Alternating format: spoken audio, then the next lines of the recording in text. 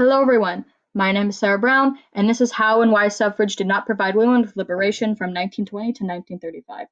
Suffrage did not provide full liberation to women between this time period since there were so many hindrances and limitations. See, full liberation and liberation in general is more than just getting the right to vote, and it isn't limited to just white women either, which I'll get into. It's about the freedom of choice in any situation. Women's liberation was not achieved directly after suffrage because of the intense backlash, lack of intersectionality, and persistence of restrictions of women's actions. And all my sources and quotes will be at the end of the presentation. See, anti-feminism was a very strong opposing force in 1921, immediately following, and even before the women's suffrage in 1920, when the 19th Amendment was passed. The anti-feminists were against women voting because they thought that once the feminists got, quote, control of a government-financed propaganda system operated by themselves, they can spread their revolutionary doctrines in every school and every home and poison the nation, end quote.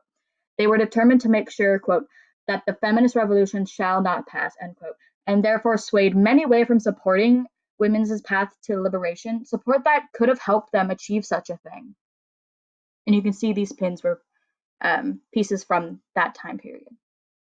And while some women, notably white women, were on their path to liberation after gaining the right to vote, of course, Black women were still left behind. They were left behind. The suffrage movement, quote, failed to eliminate the residency requirements, poll taxes, and literacy tests that in the South that denied African American men and women the vote, end quote. Liberation for women doesn't stop at just white women, so Black women not being able to vote until decades after 1935 hindered the liberation that the suffrage movement could have created. And this is just there was a photo, and then this is just a newspaper recent clipping that explains what I said in a little bit better terms.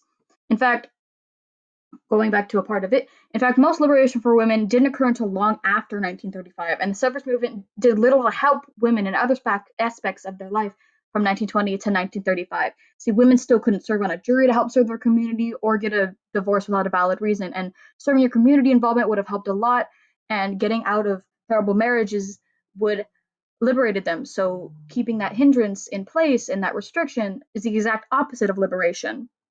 These are the sources. In the 1920 to 1935 time period, the suffrage movement was hindered far too much to provide enough substantial liberation for all women.